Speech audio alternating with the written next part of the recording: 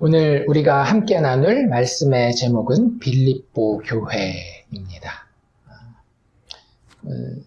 11절부터 봤는데요. 지난주 간단하게 복습을 하면 2차 전도 여행을 시작은 했죠.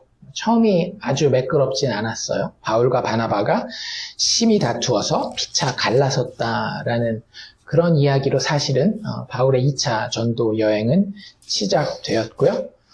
그리고 이제 16장 넘어와서는 새로운 팀이 이렇게 좀 완성되어 가는 그런 모습을 봤죠. 그래서 15장 말미에 이미 바울이 바나바 대신 실라와 함께 동행하는 그런 모습이 있고, 마가 요한의 자리를 대신해서는 16장 초반에 나왔던 디모데라고 하는 젊은 제자를 택하여서 그 팀을 만들어가는 모습을 보게 됩니다. 그리고 그 과정에서 그들이 기도하면서 성령의 음성에 귀 기울이고 성령의 인도함을 그렇게 받으려고 애쓰는 모습을 봤어요. 그렇죠?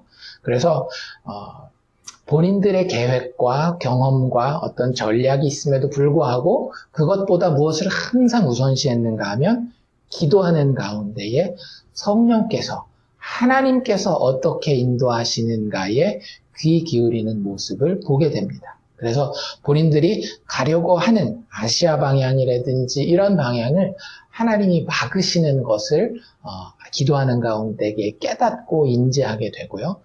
그러던 중에 바울이 어느 날 밤 환상을 보고 마게도냐에서 그들을 부르는 그런 마게도냐 사람의 모습을 보는 가운데에 그것도 역시 그냥 굉장히 막 미신적으로 꿈을 봤으니까 이거 하나님의 뜻이야. 그러지 않고 서로 이야기하고 같이 기도하는 가운데에 여기 한국 번역에서는 인정했다라고 돼 있고 영어 번역 많은 경우에는 conclude, 결론을 내렸다라고 이야기를 하는 거예요. 그러니까 이럴 때 회의를 하는 거죠.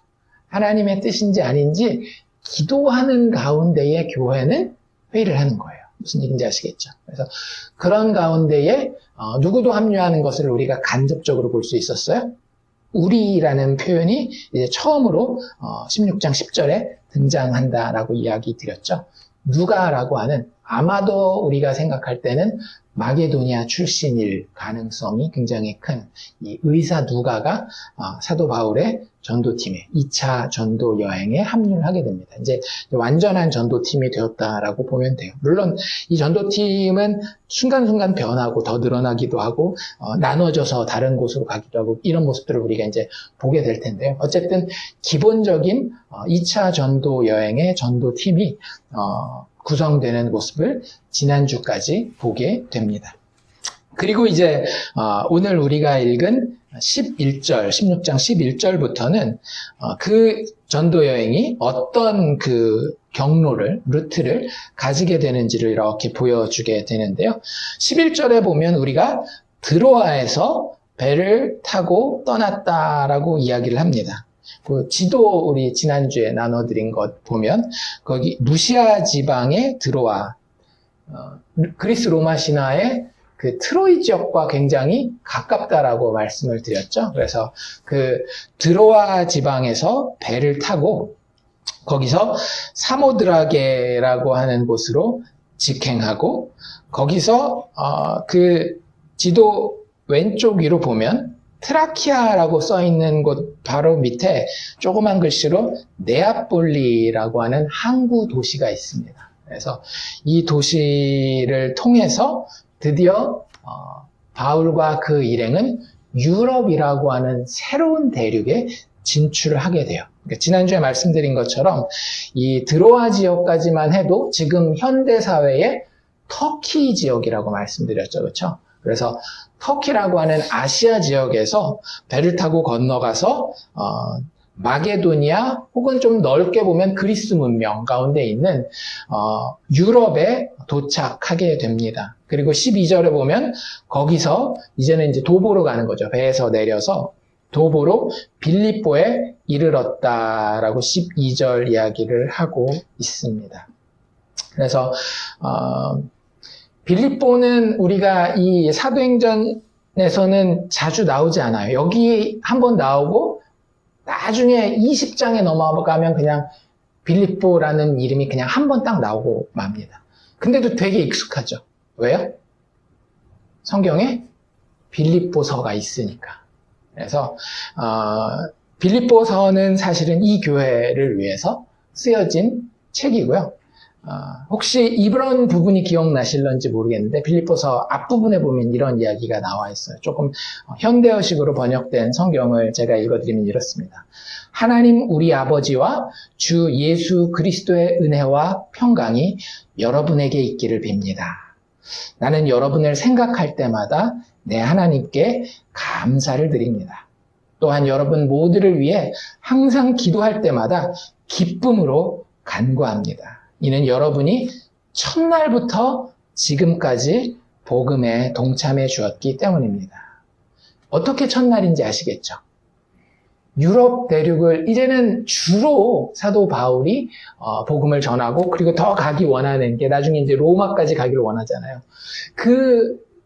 알지 못하는 이제 완전 이방 땅이라고 보시면 되는 거예요. 유대인들이 있긴 했지만 지금까지는 그래도 유대인들이 베이스로 많이 깔려 있는 동네를 다녔다라고 한다면 빌립보 같은 경우는 회당도 없어서 그냥 기도처를 찾아가는 그런 모습들을 보면 정말로 이제 새로운 어떤 그 사도 바울의 그 사역의 장이 열리는 그 순간에 첫날이 어디였다라는 거예요? 빌립보 교회였다라고 하는 거죠. 그래서 여러분이 첫날부터 지금까지 빌립보서를 쓰는 곳은 어디였는지 혹시 기억나세요? 예전에 우리 빌립보서 가끔씩 이야기하면 빌립보서는 옥중서신이라고 이야기를 해요. 어디 감옥에 있었을 때일까요? 로마 감옥에 있어요. 그러니까 곧 사형당할, 순교할 그런 상황 가운데 있는 상황에서 쓴 책이 빌립보서입니다. 빌립보서의 가장 핵심되는 빌립보서 전체를 관통하고 있는 주제는 또 뭔지 아세요? 기쁨이에요. 항상 기뻐하라, 기뻐하라, 기뻐하라, 기뻐하라. 내가 또 말하노니 기뻐하라. 그 감옥에 있으면서 그 마음 가운데 그렇게 자기 마음에 어떻게 보면 첫사랑처럼 기억되던 교회가 이 빌립보 교회라고 하는 겁니다. 그리고 나서 이렇게 얘기를 해요.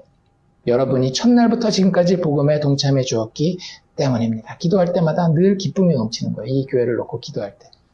그리고 여러분 안에서 선한 일을 시작하신 분이 그리스도 예수의 날까지 그 일을 성취하실 것을 나는 확신합니다. 라고 이야기해요. 사도 바울이 빌립보에 머물렀던 기간이 얼마나 될까요? 사실 정확하게는 몰라요. 대략 이 사도 바울의 2차 전도 여행이 한 3년 정도 될 것으로 이야기를 하는데 그 중에 절반 정도는 그 고린도에서 지나게 되거든요. 그러니까 나머지 지역들은 아까 그 아시아서부터 시작했으니까 여러 군데를 다니고 각 지역에 그렇게 오래 있지 않아요. 그래도 조금 추측을 한다라고 한다면 어떤 성경학자들은 빌립보 지역에 3개월 정도 있었을 거라는 거예요.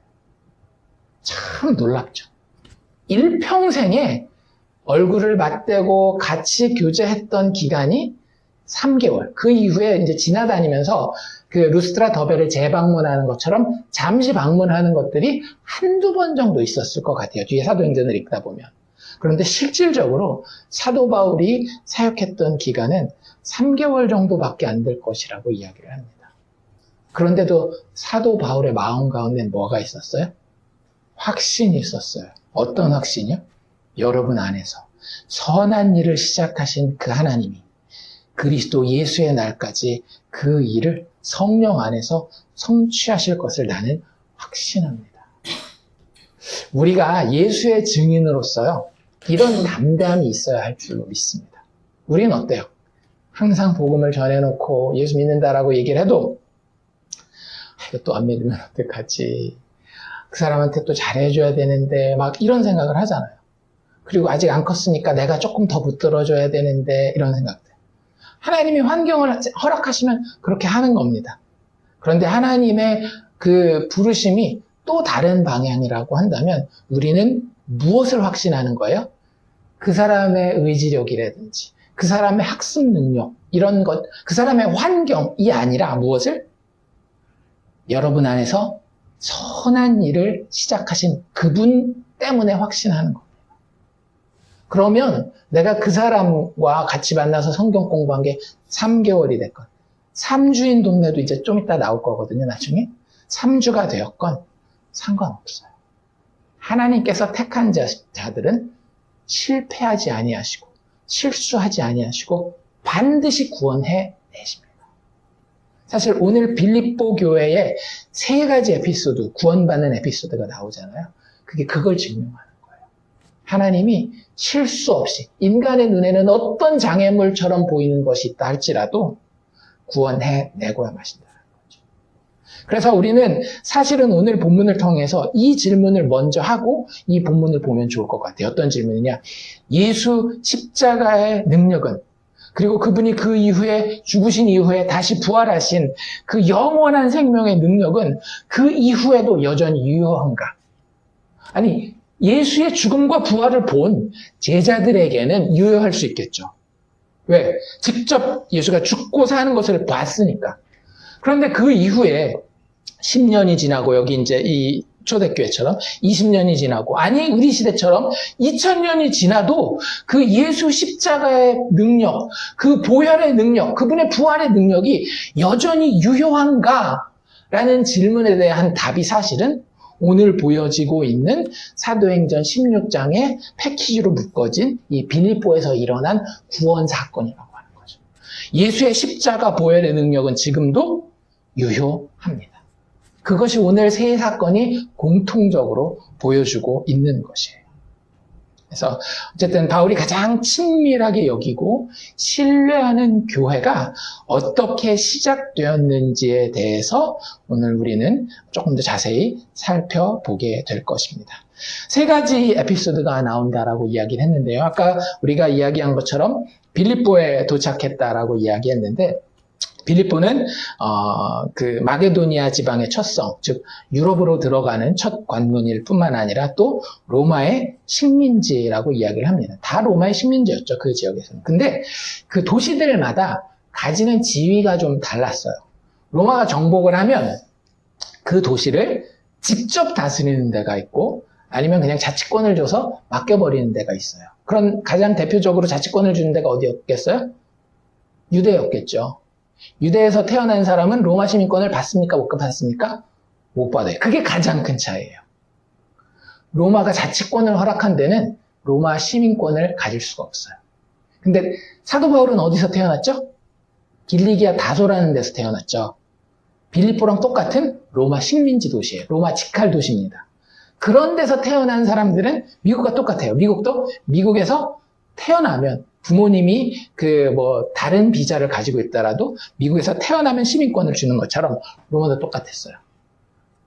자기 직할 식민지에 있는 도시들에서 태어나면 시민권을 주는 그런 데들을 여기 이제 성경에서는 로마의 식민지다라고 이야기를 합니다. 그러니까 상당히 로마 제국 하에서는 지위가 있는 도시가 이 빌립보라고 하는 도시고요. 문화적으로도 굉장히 뭐라 그래야 될까?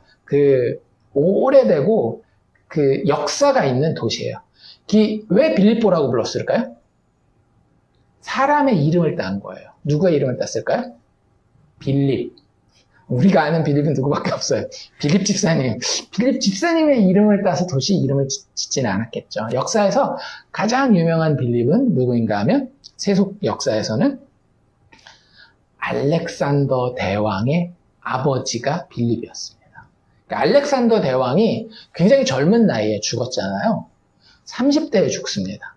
그러니까 전 세계를 지배하고 죽었는데 아직도 나이가 30대였어요. 그럼 얼마나 일찍 그 일을 시작했겠어요. 그럼 나이가 젊을 때에 쌓아놓은 것도 없이 어떻게 그 일을 하겠어요. 그 일을 감당할 수 있었던 이유가 뭐냐면 그 아버지 때서부터 굉장히 그 왕국이 마케도니아라고 하는 왕국이 그 세를 떨치기 시작합니다. 이 빌립보라고 하는 지역에 빌립이라고 하는, 그러니까 필립이라고 이제 영어로는 이렇게 읽는데요. 왕이 자기네 마케도니아 왕국에 세를 아주 탄탄하게 하고 이미 정복을 시작하고 있었어요. 그리고 그 일을 하는 데는 항상 뭐가 필요해요? 군인들이 필요하잖아요. 그 군인들을 유지를 하려면 돈이 있어야 되는데 이 빌립보 지역에 금광이 있었던 거예요. 금광이 발견되어서 그 금광에서 금을 캐서 군대를 사서 이 세계 정복을, 그 지역, 그 지중해 지역을 다 정복할 수 있는 토대를 아주 탄탄하게 만들어 놓은 겁니다. 그러니까 아들 알렉산더는 나중에 아리스토텔레스에게 교육시키고 나가서 전쟁하도록만 하면 되는 거예요. 그러니까 그 왕이 있었던 도시니까 굉장히 역사적으로도 의미가 있는 그런 도시였던 거죠. 그래서 어쨌든 그 도시에 바울 일행이 도착하게 되고요. 세 가지 에피소드가 일어나는데, 하나는 루디아라고 하는 여자가 예수를 믿게 되는 이야기이고, 또 한 가지 이야기는 점치는 귀신이 들린, 굉장히 독특한 그 특이한 능력을 가진 귀신이죠. 점치는 능력이 있는, 점치는 귀신이 들린 그 여종에게서 그 귀신을 쫓아내고 그 결과로는 어떻게 돼요? 감옥에 갇히게 되는 그런 에피소드가 두 번째 에피소드입니다. 그리고 마지막 세 번째 에피소드는 그 감옥에서 바울과 바나바는 뭐 했습니까? 신세한탄하지 않았어요. 예수 믿는 사람들은 굉장히 진취적입니다. 세상 사람들이 이야기하는 진취적인 거랑은 많이 다르죠. 세상 사람들은 어떻게 해요? 문 열고 활짝 나가서 목소리를 높이면서 이렇게 세상을 바꾸는 것을 통해서 진취적이지만, 예수 믿는 사람들은 그렇지 않아요. 감옥에다가 보냈더니 어떻게 해요? 감옥에서도 기도하고 하나님을 찬송하며 그들의 소망이 꺾이지 않는 거예요. 그런 진취적인 것이 그리스도인들에게는 있습니다. 근데 그 찬송하는 중에, 기도하는 중에 어떤 일이 벌어져요? 지진이 나게 되죠. 그리고 옥터가 흔들리면서 감옥문이 열리고 죄수들에게 묶여 있었던 모든 묶인 것들이 다 벗어지는 그런 일을 겪고, 결국에 그 마지막에 그 감옥을 지키고 있었던 간수가 예수를 믿게 되는, 그뿐만 아니라 그 온 가정이 예수를 믿게 되는 그런 역사가 있게 됩니다. 그리고 그 세 종류의 사람들이 다 모여서 뭐가 된 거예요? 빌립보 교회가 된 거예요. 그리고 아까 그 편지를 받는 거죠. 빌립보 편지. 여러분 안에 선한 일을 시작하신 분이 어떻게 시작됐는지, 이 편지 읽는 거를 들으면서 이 셋이 어땠겠어요? 흐뭇하게 웃고 있지 않았겠어요? 그래, 우리 교회가 이렇게 시작됐는데. 그런데 우리 안에 그 선한 일을 시작하신 분, 그리스도 예수의 날까지 그 일을 성취할 것을 나는 확신합니다 라고 하는 본인들에게 복음을 전해준 바울의 그 위로와 격려의 인사말이 그들 마음 가운데는 다시 한번 새롭게 기쁨으로, 감격으로 다가왔을 겁니다. 그래서 이 교회가 빌립보 교회라고 하는 특별한 한 지역의 교회이기도 하지만, 이 교회의 모습은 사실은 교회가 보여줄 수 있는 예수 복음이 역사하는 교회의 어떤 한 단면을 보여주는 좋은 예도 가지고 있기 때문에, 그런 것에 대한 인사이트도 오늘 우리가 얻을 수 있기를 원합니다. 이 세 에피소드를 다 아울러서 우리가 한꺼번에 볼 텐데요. 두 가지 측면에서 볼 거예요. 하나는 이 세 에피소드가 너무나 차이점이 크다라는 거예요. 그래서 그 차이점을 먼저 살펴보고요. 그럼에도 불구하고 이 세 에피소드를 다 관통하고 있는 공통점이 있습니다. 그래서 그 두 가지 측면에서 이 세 에피소드를 하나씩 살펴보도록 합시다. 첫 번째 차이점은 뭐냐면요. 여기서 구원받게 되는 사람들이 다 민족적인 출신 배경이 너무나도 다르다라고 하는 거예요. 리디아라고 하는 사람, 그러니까 루디아라고 이제 한글 성경엔 돼 있고, 영어에서는 리디아라고 이렇게 읽잖아요. 근데 이 루디아라고 하는 사람은 민족적인 출신이 어디였을까요? 여기 이렇게 읽다 보면 14절에 힌트가 나와 있습니다. 14절에 뭐가 돼 있어요? 두아디아시에 있는 자색 옷감 장사였다라고 이야기를 해요. 혹시 두아디아라는 이름이 익숙하십니까? 왜요? 두아디아, 이게 내가 어디서 들어봤지? 어디서 들어봤겠어요? 요한계시록에 나오는 아시아의 7교회 중에 하나예요. 네, 지도에서 봐서 공부를 해서 아니고, 요한계시록 읽다 보니까 거기에 나왔던 게 7교회. 그래서 그러면 두아디아는 어디에 있는 거예요? 빌립보랑은 좀 상관없는 곳에 있죠? 지도 이렇게 넘어서 살짝 보시면 아시아 지역에 있습니다. 지금으로 이야기하자면 터키 지역에 있는 도시 이름이 이 두아디아라고 하는 도시입니다. 실질적으로 역사상 이곳에서 자색 옷감을 많이 만들었어요. 자색 옷은 누가 입는 거죠? 네, 왕족, 귀족, 아주 높은 지위에 있는 분들이 입어요. 그래서 조개를 가지고 가루를 내서 거기서 나오는 염료로 만드는 아주 만들기 힘든, 그래서 이 장사를 하는 사람들은 굉장한 부자인 그런 배경을 가지고 있는데, 어쨌든 이 두아디아 시에서 출신이니까 지금은 빌립보에 있긴 하지만 사람은 민족적으로 어떤 출신 배경을 가지는 거예요? 아시아 사람인 거죠. 두 번째 에피소드에 넘어오면 귀신 들린 여종, 점치는 여종은 어디 출신일까요? 뭐 먼 데서 온 것 같지는 않아요. 그냥 그 동네 출신일 것 같은데, 아니면 뭐 마게도냐, 그리스, 뭐 이 지역에 전쟁이 굉장히 많았거든요. 도시국가들도 되게 많았고, 그냥 그 지역 출신이었을 것 같아요. 그럼 어디 출신이겠어요? 그리스 출신이었겠죠. 그렇죠? 대부분의 사람들이 실질적으로 이 점치는 여종을 그리스 출신으로 보게 됩니다. 세 번째 에피소드에 나오는 간수는 어디 출신일 것 같아요? 로마 출신일 것 같아요. 왜냐하면 간수를 아무나 시키지는 않잖아요. 미국도 그 나라의 중요한 어떤 보안에 관련된 일들은 뭐가 있어야 돼요? 시민권이 있어야지 그 일을 할 수 있는 것처럼, 아마 이 간수, 바울의 감옥을 지키고 있었던 간수는 로마 출신의 사람이었지 않을까라는 생각이 듭니다. 그래서 전부 다 너무 다른 거예요. 민족적으로 출신 배경이 다 정말 가지각색입니다. 그리고 사회적인 배경도 되게 많이 차이가 나죠. 루디아 같은 경우는 굉장히 성공한 여성 사업가라는 걸 우리가 알 수 있습니다. 뭘 보면 알 수 있어요? 자주장사를 하고 있어요. 그러니까 일단 그 자기네 기본 도시가 어디인 거예요? 두아디라인 거예요. 그런데 집이 지금 어디에 있어요? 이거 아까 16장 끝날 때 보니까 두 사람이 감옥에서 나왔을 때 어디로 갔대요? 루디아의 집에 들어갔대요. 여기도 자기 집이 있는 거예요. 일단 집이 몇 채다?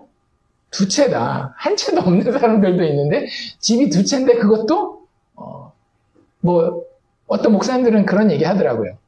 성공한 여성 패션 업계 사업가로서 그 뉴욕 가장 비싼 그 5번가 빌딩에 그 높은 고층에 자기 집을 가지고 있으면서, 또 프랑스 파리가 또 유명하잖아요, 패션으로. 프랑스 파리에 자기 그 뭐라 그래야 될까, 별장과도 같은 집을 가진 이런 사업가가 아마 이 루디아일 것이다 라는 이야기를 합니다. 그러니까 진짜 굉장히 성공한 여성 사업가예요. 근데 진짜 극과 극을 달리죠. 점치는 여종은 신분이 어때요? 사회적 배경이 노예예요, 노예. 이건 뭐 더 이상 설명할 게 없겠죠. 자기 의사대로 아무것도 할 수 없고 주인에게 완전히 묶여있는 그런 노예입니다. 간수는 어때요? 많은 경우에 이 간수 같은 경우는 그 당시 배경으로 봤을 때에 군인 출신들, 로마 군인 출신들이 퇴역하고 하게 되는 잡으로 많이들 이야기를 해요. 그래서 이 사람들 로마 군인으로 근무를 하다가 은퇴하고 나서 이제 교도관, 감옥을 이렇게 잘 지키는 교도관으로 일하지 않았을까라는 생각을 합니다. 그냥 우리식으로 얘기를 하자면 평범한 공무원 정도 되지 않을까요? 그래서 사회적인 배경도 이런 거예요. 아주 높은 데 있는 사람뿐만 아니라 저 바닥에 있는 사람, 그리고 그 중간 어딘가에 있는 이런 사람들이 다 이 빌립보 교회를 처음 세우는 데에 멤버로서 구성하고 있었다라고 하는 거죠. 경제적인 수준은 어땠을까요? 대개 이 사회적인 배경을 따라가겠죠, 그쵸?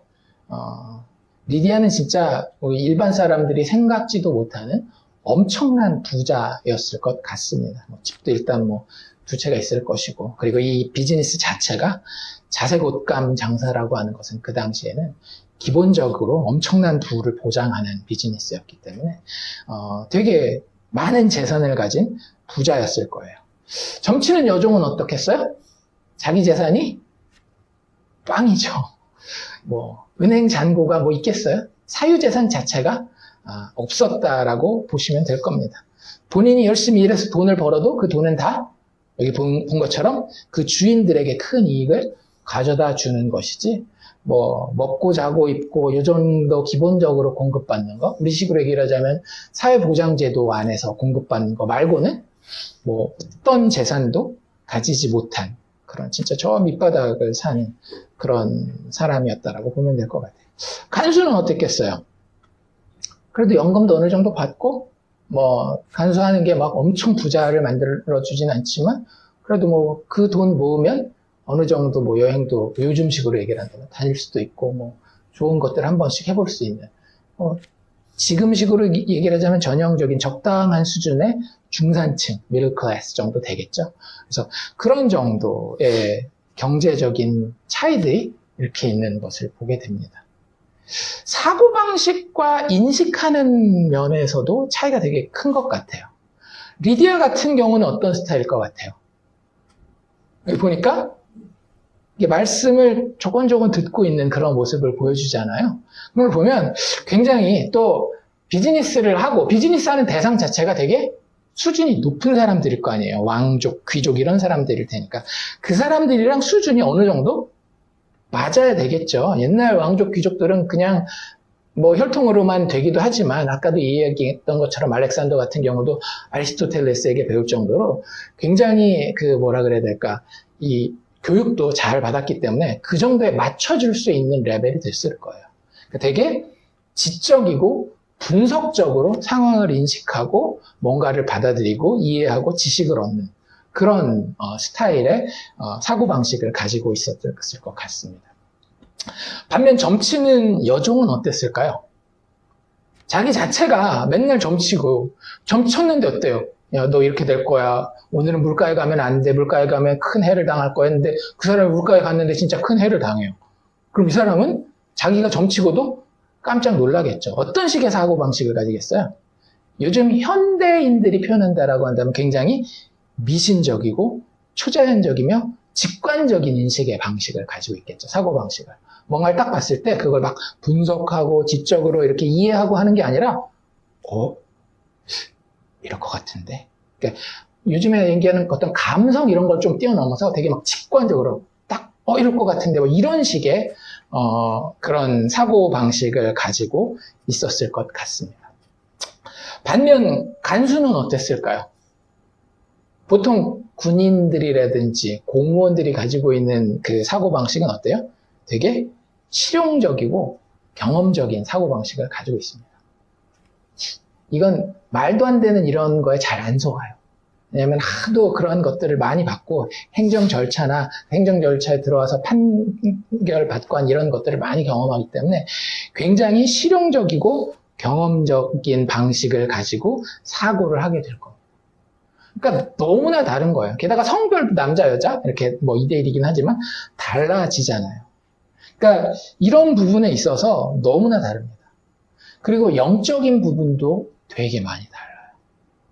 리디아 같은 경우는 어때요? 리디아를 뭐라고 소개하고 있습니까? 아까 두아디아라시아에 있는 자색 옷감 장사다라고 이야기를 해놓고 이름 소개하기 전에 한마디 더 하죠. 뭐라고요? 14절에 하나님을 섬기는, 이게 어떤 표현인지 아세요? 우리 계속 이야기하지만 이방인들이 유대교로 개종했을 때에 그런 사람들, 여호와를, 하나님을 경외하는, 하나님을 섬기는 이런 표현을 많이 써요. 그래서 아마 영적으로 이미 구약 성경에 대해서도 어느 정도 알고 굉장히 좀 관심이 많이 있고 마음이 열려있는 그런 상태였다라고 보시면 될 것 같아요. 여종은 어땠겠어요? 그 점치는 여종은 되게 영적이죠. 그쵸? 영적이긴 한데 어때요? 완전히 우상신을 향해서 영적인. 그러니까 악령에 사로잡혀 있는 거잖아요. 그런 상황 가운데 있는. 이제 영적 스펙트럼의 저 반대에 있는 거죠. 반면 간수는 어땠을까요? 여기 또 완전 다른 차원이죠. 전혀 영적인 것과는 아무 상관이 없는, 어떻게 보면 가장 일반적인 현대인의 모습일 거예요. 그냥 돈 벌고 가정 서포트하고 자기 좋아하는 거 하면서 살고 그러다 나이 먹으면 뭐 은퇴하고 뭐 죽고 뭐 이런, 그냥 진짜 영적인 거랑은 아무 상관도 없는. 그런데 그 일상적인 삶은 굉장히 탄탄하게 잘 돼 있기 때문에 특별한 어떤 부족함이 없는 그런 사람이었던 거예요. 이게 그들의 차이였습니다. 그래서 그들이 구원받는 모습도 차이가 나겠어요? 안 나가겠어요? 차이가 날 수밖에 없죠. 여러분들 이거 꼭 기억하셔야 돼요. 우리가 어떤 간증을 듣잖아요. 그러면 가장 빠지기 쉬운 함정이 뭔지 아세요? 나도 저래야 되는데, 내가 복음을 전하거나 내가 예수를 믿으면 나도 저래야 되는데. 그럴 수도 있고 아닐 수도 있어요. 왜? 우리가 본 것처럼 교회는 너무나 다양한 경험과 너무나 다양한 배경을 가질 수 있기 때문에. 그래서 예수 복음의 구원은요, 각각의 상황에 따라 다른 모습으로 찾아옵니다. 그러니까 우리가 이것도 한정 지으면 안 돼요. 그러니까 일부러 다른 모습을 보여주는데 이 다른 모습을 또 패턴으로 막 삼아서 지적인 사람들은 무조건 성령 공부를 통해서만 구원받아야 돼. 아니요. 지적인 사람도 얼마든지 기적적인 초자연적인 방법으로 하나님 믿게 될 수 있어요.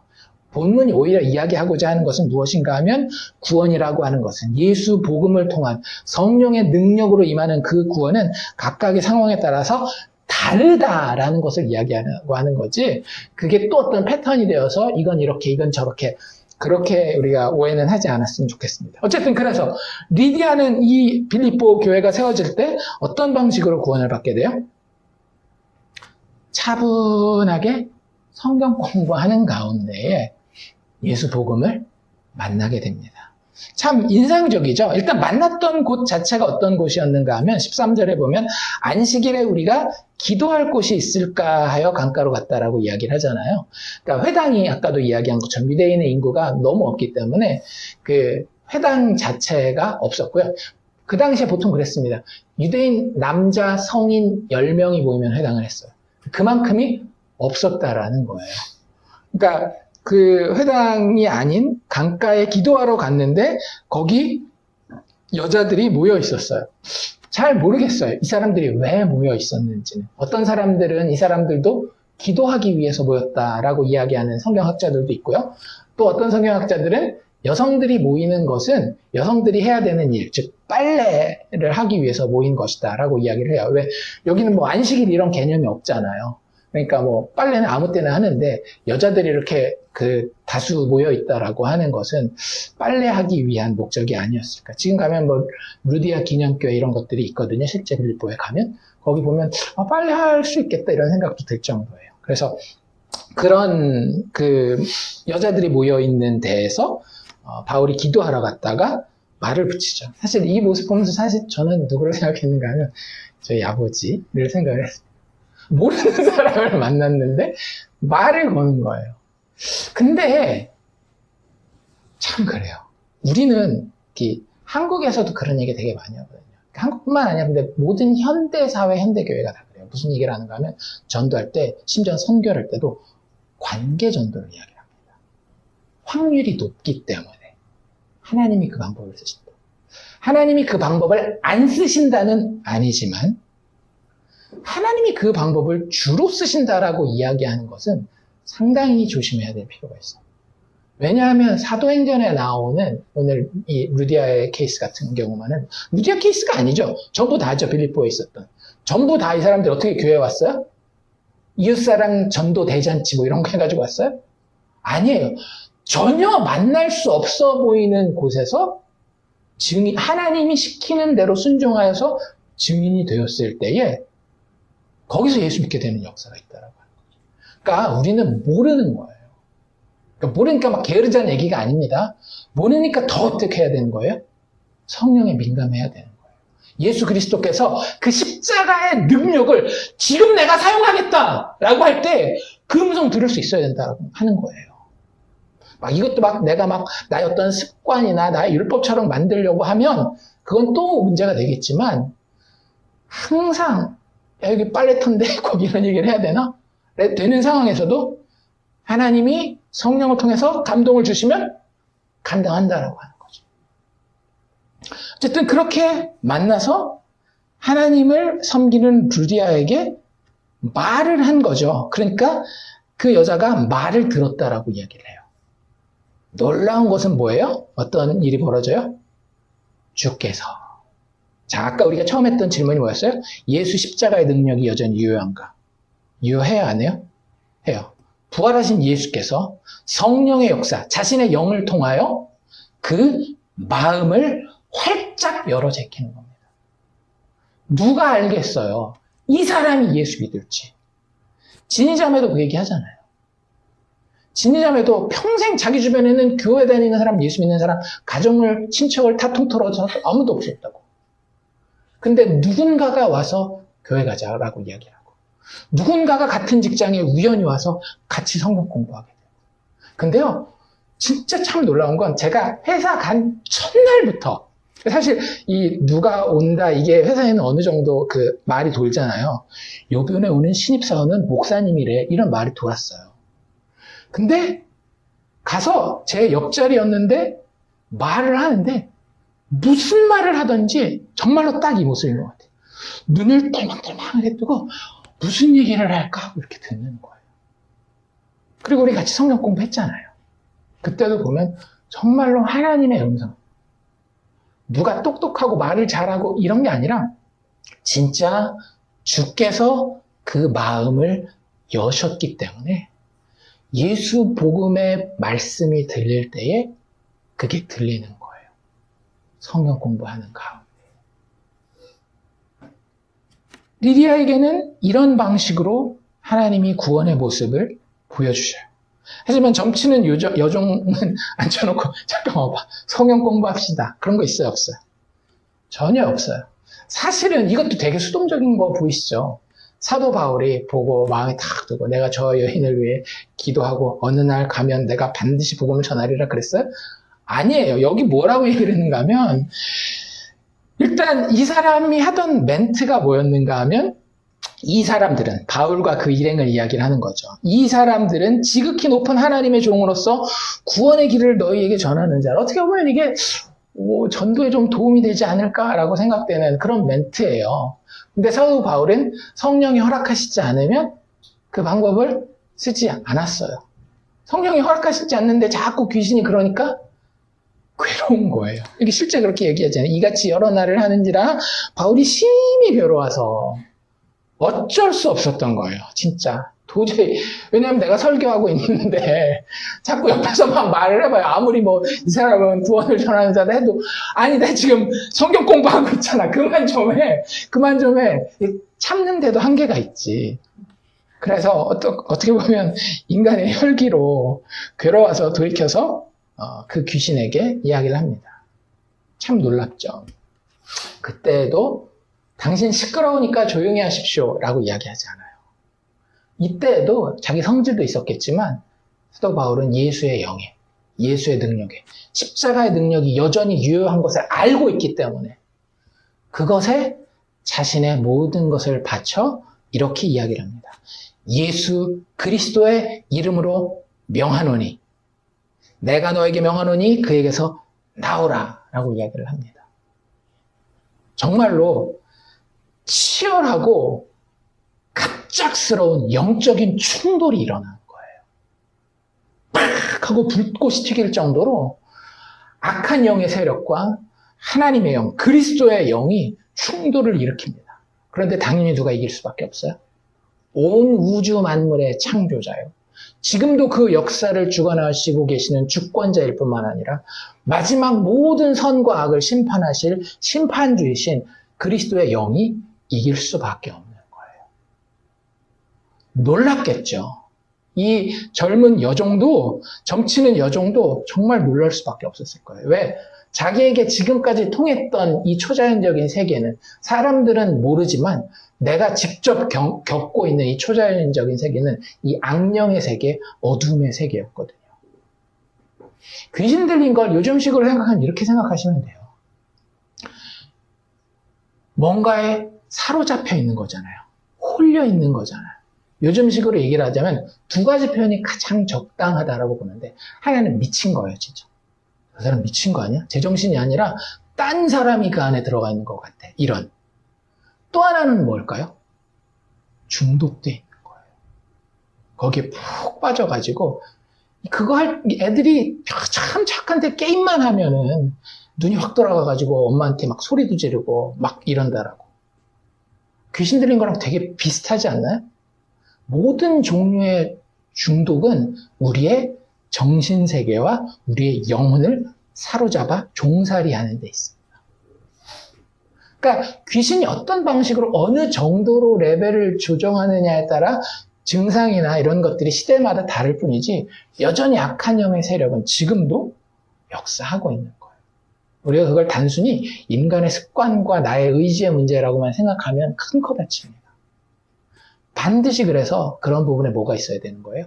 성령의 역사, 기도가 있어야 돼요. 기도하고 회개하고 또 능력을 받고 이기고 계속 싸우는 거예요. 전투가 계속 이기기만 하던가요? 어떤 전투를 봐도 항상 갔다가 또 밀리기도 하고 또 다시 재충전해가지고 다시 밀기도 하고 우리는 대신 뭐가 보장되어 있는 사람이에요? 최후 승리가 보장되어 있는 요한계시록에 나와 있는 그 모든 영광스러운 영적인 싸움의 승리가 우리 것이라고 하는 거예요. 그런데 그 싸움을 현장에서 본인이 직접적인 대상이 되어서 체험한 게 이 정치는 여종이었던 거예요. 와, 이렇게 강한 영이 있었어. 본인이 지금까지 모시던 영도 상당히 능력 있는 영 아니었나요? 내일이 됐건 모레가 됐건 미래를 점친 거 아니에요. 근데 그것이 게임도 되지 않는 놀라운 영적인 세계가 있는 것을 하나님의 영, 구원자의 영, 그리스도의 영, 예수의 영을 직접적으로 체험하게 된 거예요. 예수를 안 믿을래야 안 믿을 수 없는 그런 상황이 된 거죠. 간수는 어땠어요? 전혀 관심도 없고 진짜 바늘로 찔러도 피 한 방울 나올까 말까 하는 그런 철두철미한 현실주의자. 그 사람에게는 자기가 가지고 있는 건강과 사회적 지위와 그리고 재정적으로 서포트되고 있는 이 모든 환경이 굉장히 든든한 기초였을 겁니다. 그쵸? 이것 위에 내가 발을 딱 대고 있는 한 내 인생은 뭐 나중에 육체가 죽을지는 모르겠지만 그건 어차피 다 그러는 거니까 일단은 굉장히 튼튼하고 안전할 것이라고 생각을 했을 거예요. 그러니까 하나님 참 재밌는 분이에요. 그래서 이 간수에겐 뭘 보내셔요? 지진을 보내요. 25절부터 읽으면 이렇게 되죠. 한밤중에 바울과 실라가 기도하고 하나님을 찬송하며 죄수들이 듣더라. 그리고 어떤 일이 벌어진다라고요? 예, 갑자기 본인이 생각하지도 못했던 안전하다라고 생각하는 그때에 갑자기 큰 지진이 나서 지진이 하는 역할은 뭡니까? 모든 터를 모든 기초를 다 흔들어 놓는 거예요. 여기엔 뭐라고 표현되어 있어요? 큰 지진이 나서 옥의 터가 움직였다라고 이야기를 하고 있어요. 사실은 옥의 터만 흔든 걸까요? 뭘 흔든 거예요? 그의 인생의 기초를, 본인이 믿고 있었던 건강과 세상에서의 지위와 자기의 삶을 평안하게 해주는 재산, 재물, 이런 것들이 싹 다 흔들려 버린 거예요. 그러니까 이 사람이 보이는 반응 자체도 굉장히 특이합니다. 법은 물론 그래요. 법은 죄수를 잃어버리면 간수가 죄수를 지키고 있다가 죄수를 잃어버리면 자기 목숨으로 갚게 돼 있어요. 법은 그래요. 근데 한번 상식적으로 생각해 봅시다. 내가 지키고 있던 죄수를 잃어버렸어요.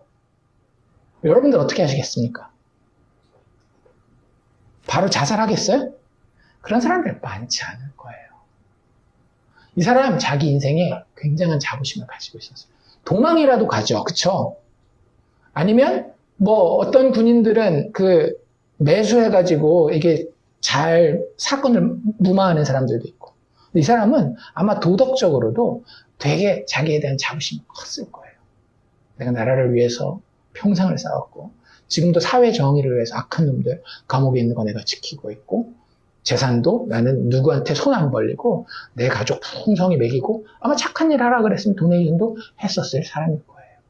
아마 뭐 군인 출신이고 하니까 뭐 어디 크게 다치지 않았으면 건강도 문제 없었을 거고.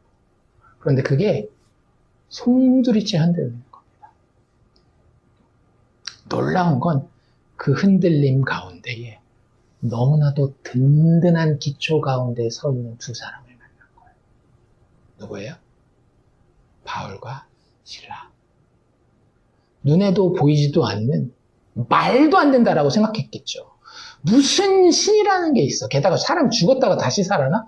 그리고 그 사람을 의지해서 죄가 용서 안 받아? 나는 그런 죄 용서 필요도 없고 그런 말도 안 되는 거짓된 그 신화 같은 이야기에 넘어가지 않아.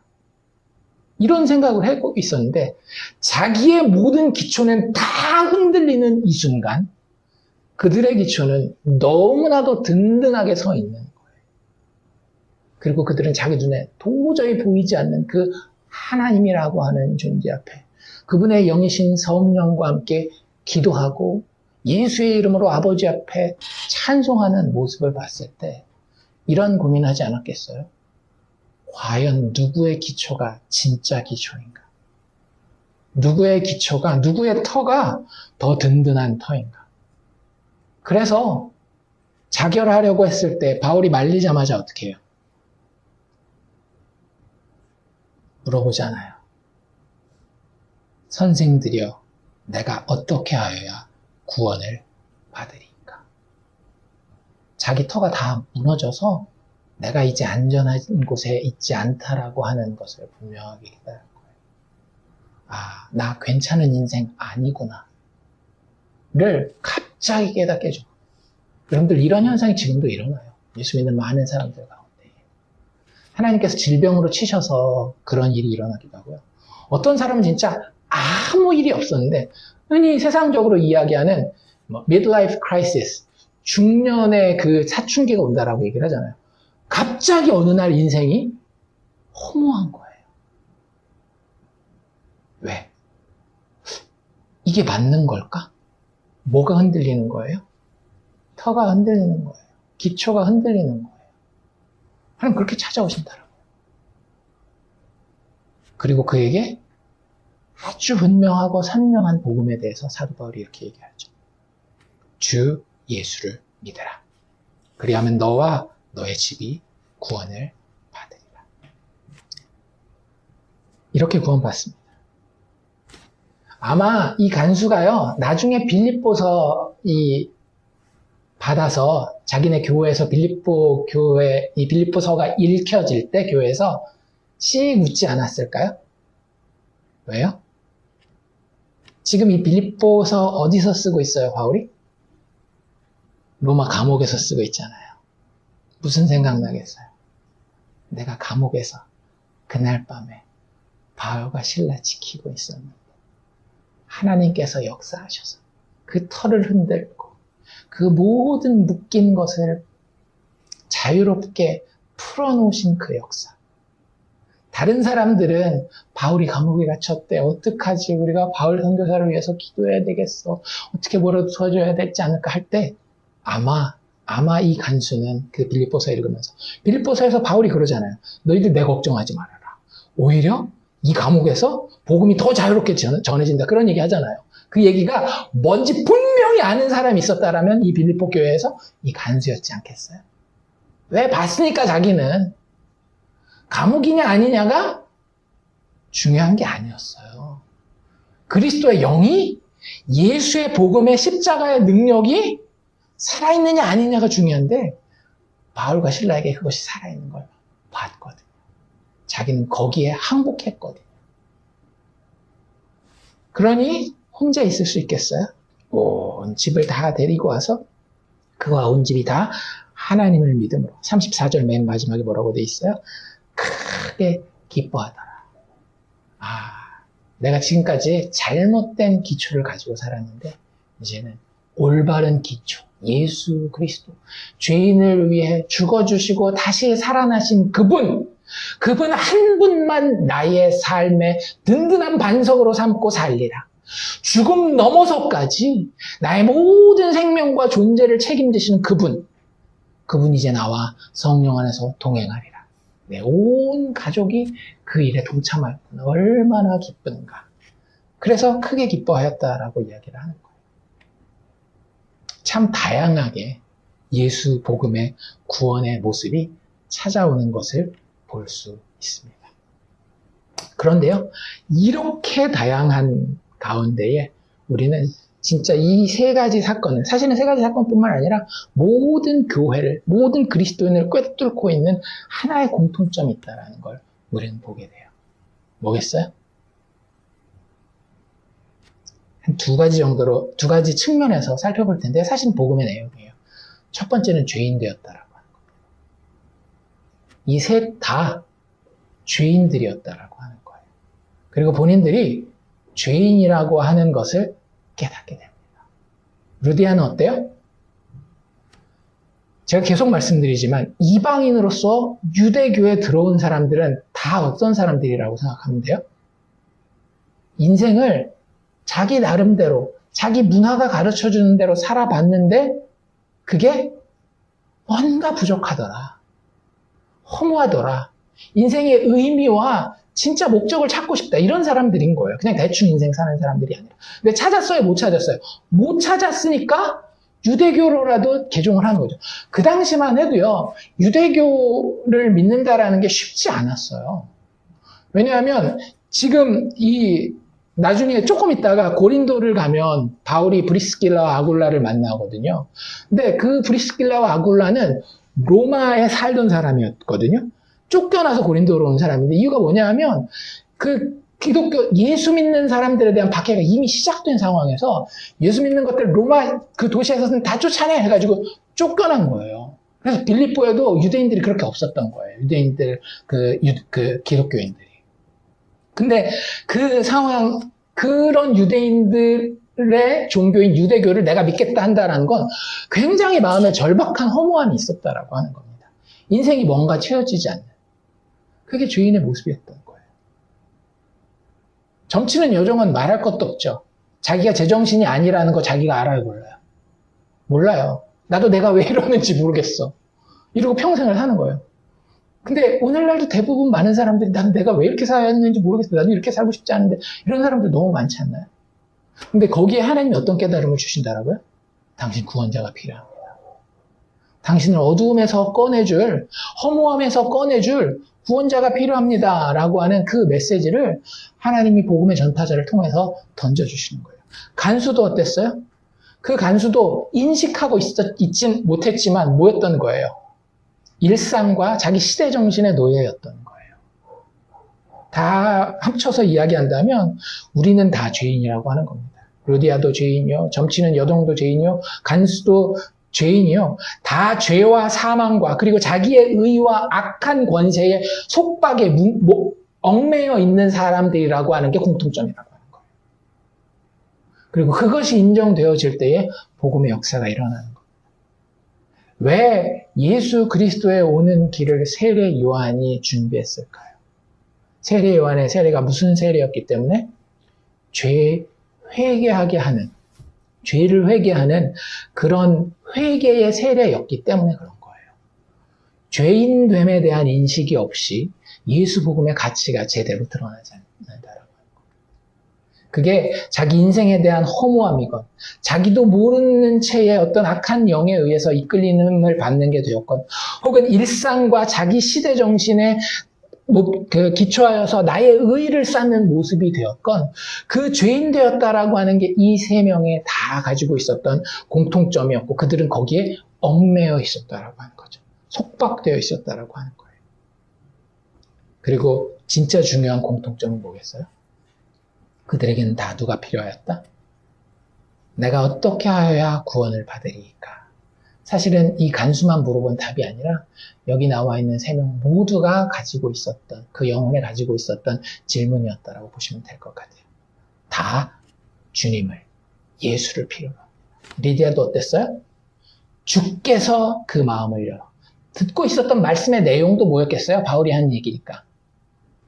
예수님의 십자가와 그 죽음, 부활, 거기에 드러난 죄인의 구원, 은혜로만 얻어지는, 거저 얻어지는, 믿음으로 얻어지는 그 구원 얘기하지 않았겠어요? 그 예수에 대한 이야기가 리디아를 살린 겁니다. 그리고 그 예수의 영이 직접 그의 마음을 만졌고요. 이 여종은 어떻게 살아나요? 그걸 우리가 봤잖아요. 그대로 예수 그리스도의 이름으로 내가 내게 명하느니 그에게서 나오라. 악한 영의 속박에서 그를 자유롭게 해주는 것은 오직 무엇밖에 없는 거예요. 예수 그리스도, 그 이름의 능력밖에는 없는 거예요. 마지막 간수는 어때요? 내가 어떻게 하여야 구원받으리까? 다른 길이 있겠어요? 없겠어요? 없어요. 내가 저 사람들 다 도망가지 못하게 붙잡아 놨습니다. 그러면 그 사람에게 구원이 가나요? 아니에요. 다른 얘기 다 필요 없고 주 예수를 믿으라. 그리하면 너와 네 집이 구원을 받으리라. 그들이 가진 공통점은요, 하나님이 정하신 한 구원자, 예수에게 이제는 붙들린 자가 되었다라고 하는 것입니다. 이게 교회의 모습인 거예요. 일단 우리가 여기서 조심할 거 하나만 짚고 넘어갑시다. 이 본문과 빌립보서 혹은 에베소서 이런 것들을 통해서 많은 자기의 이상을 가진 사람들이 교회에서 이런 얘기를 해요. 할 수 있다면 있기도 하지만 제가 봤을 때는 상당히 조심해야 돼요. 무슨 얘기냐 하면 분명히 교회 안에는 각자의 차이점이 극복이 됩니까? 안 됩니까? 극복이 돼요. 여기 본 것처럼 이렇게 민족적인 출신 배경이 다르고 사회적인 배경도 다르고 경제적인 수준도 다르고 사고방식이나 인식하는 방법도 다르고 영적인 상태도 다 다르더라도 그런 각자의 차이점이 극복되는 게 교회가 맞습니다. 우리는 한국 사람이 먼저가 아니라 그리스도인이 먼저입니다.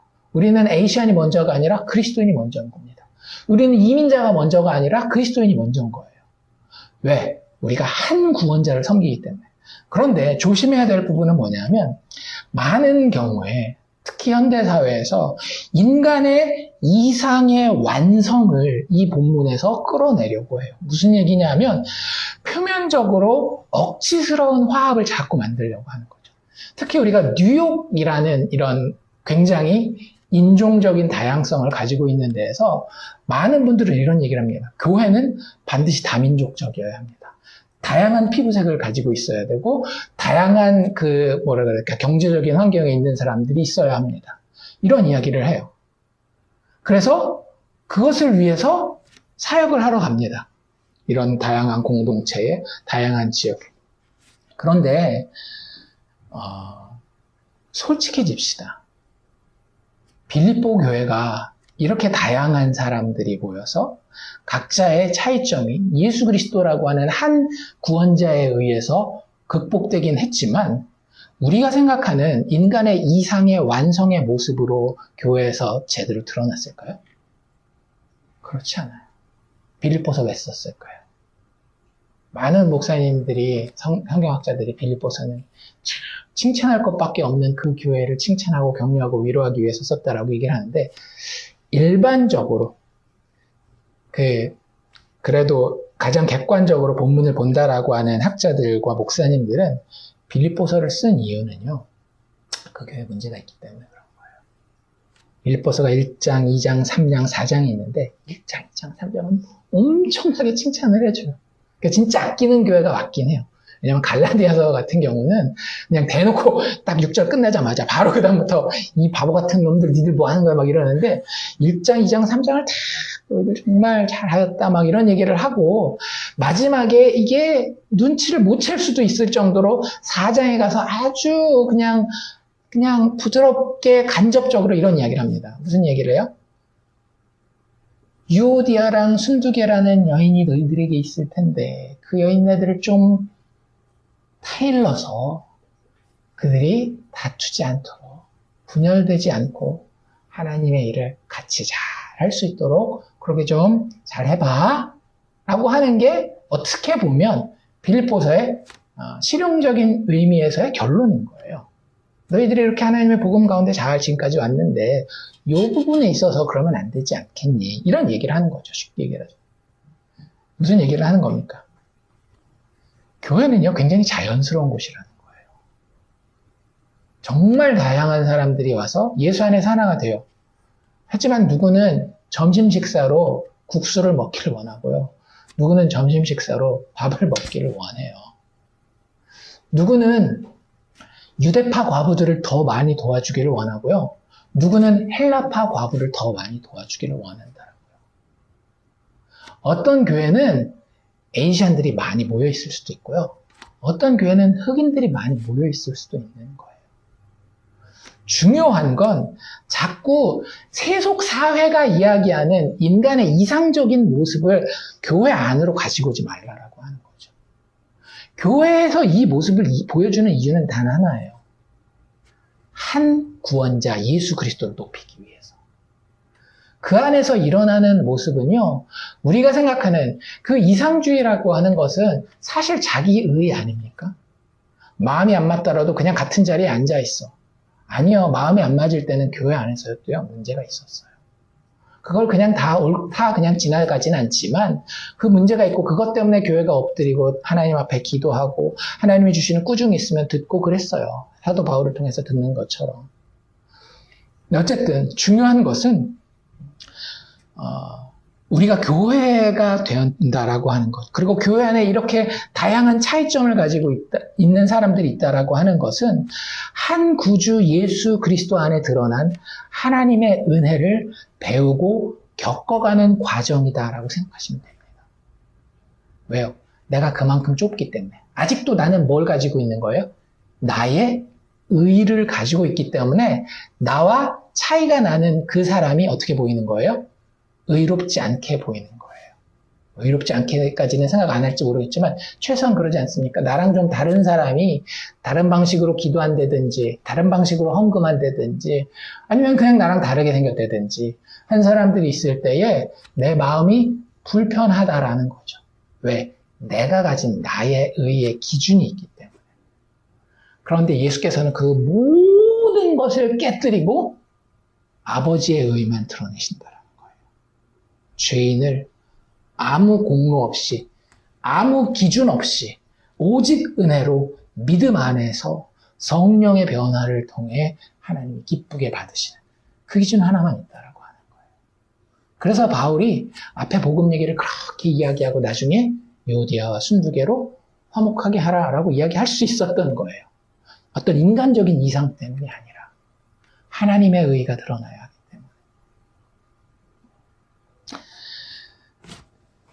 이제 이야기를 정리를 해봅시다. 아까도 이야기 드린 것처럼 3개월 정도 사역했다라고 얘기를 했어요. 그렇죠? 우리가 어디 가서 3개월 정도 있었다라고 해봅시다. 아마 이 선교팀에는 헬라어가 능하지 않은 사람들도 있었을걸요. 라틴어는 말할 것도 없고, 그렇죠? 누가 같은 경우는 헬라어가 능했을 것이고 바울도 어느 정도 됐겠지만 모국어는 아니었을 것 같아요. 한 저 정도 되지 않았을까요? 제가 영어 하는 정도? 그 정도?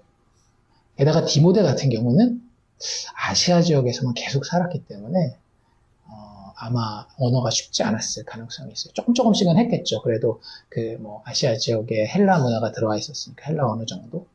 근데 어떻게 보면 그들의 사역이 인간적인 계산으로 봤을 때는 3개월 안에 무슨 효과가 있을까? 이런 생각이 들 수 있어요. 하지만 거긴 어떤 일이 일어납니까? 교회가 세워진다. 3개월 사역했는데, 그러니까 자꾸 수치적인 거를 너무 강조하지 맙시다. 근데 어쨌든 인간적으로 봤을 때, 인간의 능력이나 상식과 경험으로 봤을 때 길지 않은 그 기간 동안에 그들이 성령과 함께 사역했더니 그곳에 무엇이 세워졌어요? 인간의 노력으로 이루어지지 않은 그리스도께서 직접 세우신 피값 주고 사신 교회가 생기더라. 그리고 그들이 오직 한 성령 안에서 한 구원자를 섬기고 한 하나님께 영광을 돌리더라라고 하는 겁니다. 이게 교회라고 하는 거예요. 교회는 사람이 세우는 게 아니에요. 하나님이 세우는 겁니다. 그렇기 때문에 인간이 계산할 수 있어요? 없어요? 없어요. 인간의 계산으로는 같은 종류의 사람들밖에 모일 수 없거든요. 효과적이고 오래가는 공동체가 되기 위해서. 그런데 인간의 계산과 인간의 경험을 다 무시하고 하나님의 놀라운 일들이 이런 다양한 모습을 통해서 한 구원의 영광을 드러내기 위해서 예수 십자가의 영광이 지금도 역사하고 있음을 실질적으로 보여주기 위해서 이런 모습으로 드러나게 됩니다. 그리고 그 교회는 어디서 모였대요? 루디아의 집에서 모였다라고 이야기를 합니다. 그리고 아까 이야기한 것처럼 사도 바울은 이 교회에 그 이후로 한 2번 정도, 길어야 한 몇 주 머물고 이 교회는 그 나름대로의 교회 역사를 쭉 진행해가요. 언제까지요? 신약의 마지막인 요한계시록 때까지 상당히 건강하게 그 교회가 서 있는 것을 봅니다. 물론 지금은 빌립보 교회가 있어요? 없어요? 없어요. 그러니 여러분들 이렇게 생각합시다. 교회의 세워짐과 교회의 문 닫음은 누구에게만 속한 것이다? 하나님께만 속한 것이다. 그 안에 있는 우리 인간이 할 일은 단 하나입니다. 예수의 이름을 높이는 것. 예수의 이름을 증언하는 것. 서로에게 하나님이 증인되라고 보내시는 그곳에 증인됨으로 서 있으면 되는 거예요. 그게 끝입니다. 우리가 우리의 교회를 얼마나 위대하게 만드느냐, 우리가 우리 교회를 얼마나 악착같이 지키느냐, 이런 것들은 하나님이 그렇게 우리에게 맡기신 일이 아니라고 하는 거예요. 오직 우리는 성경이 보여주는 대로 교회가 되어지고 교회로서 살아가면 되는 겁니다. 그 가운데 우리는 놀라운 하나님의 예수 그리스도 십자가를 통한 구원을 보고 경험하게 될 수 있을 것입니다. 예수 그리스도의 십자가의 의로 하나님께서 친히 당신이 기뻐하시는 자는 차별하지 않고 다 구원하십니다. 우리 식구들도 다 비슷해 보이지만 다 다르잖아요. 구원받은 방식과 구원받은 그런 어떤 그 정황들이 다 다르지 않나요? 제가 구원 방식, 여러분이 구원받은 방식 다 다르단 말이에요.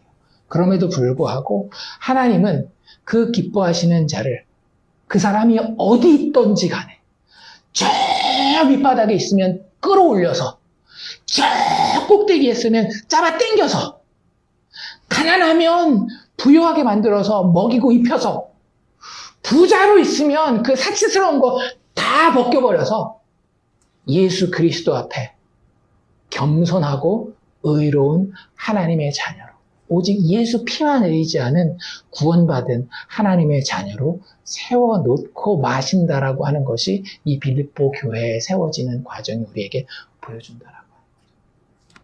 예수 그리스도의 구원은, 십자가의 그 구원은 절대 실패하지 않습니다. 지금은 여전히 우리 예수 복음의 시대를 살고 있는 거예요. 많은 사람들은 예수님 시대와 오늘날 교회 시대를 구별하려는지 모르겠는데 그렇지 않아요. 예수님이 오신 시대부터 지금 우리 살고 있는 시대까지 그 시대는 다 누구의 시대이다? 예수의 시대라고 하는 거예요. 그분이 십자가에서 그 일을 본격적으로 만들어내시고 그걸 가지고 죄인을 지금도 그 어느 자리에 있던지 간에 차별하지 아니하시고 하나님의 은혜로만 구원하고 계신다라고 하는 거죠. 그래서